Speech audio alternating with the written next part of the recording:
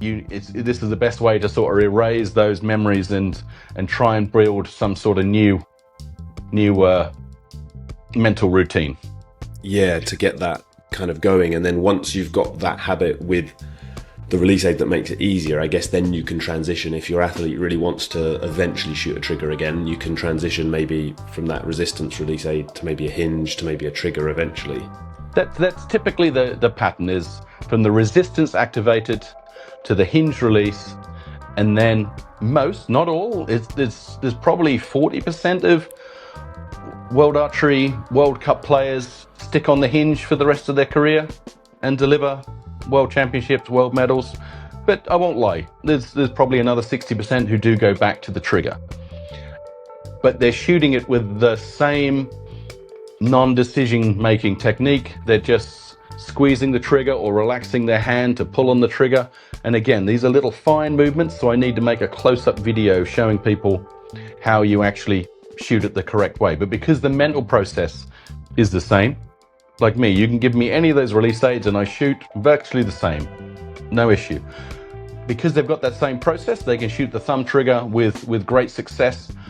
But that's also part of the problem, is all the top guys use these thumb release aids. So when you're the beginner and you think, which release aid should I get? You go and buy the thumb release aid because that's what's just won the World Championships.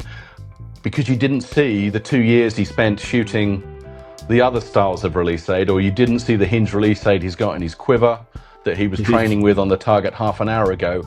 So it's like, in an unknowing way, the top archers are sort of leading the beginners astray, because what they can use as an expert isn't really what you want as a beginner.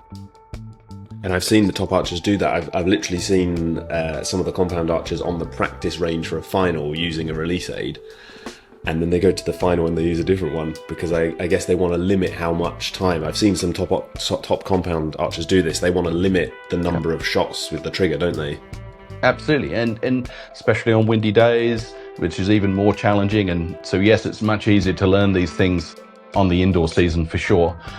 But it's just like with so many things in this sport, because you don't see what's done in practice, you only see what's done on the podium, on the World Archery videos when they're shooting for medals, that you don't appreciate. You see one thing, but actually that's the hardest thing. I guess it's like if you're a recurve archer, you see people winning medals with 50-pound bows. That would be a terrible thing for the beginners to then go and buy.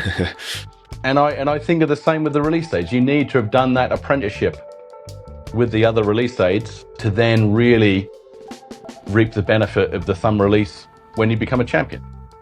And then you can learn that technique properly as well and not have the pitfalls, I guess.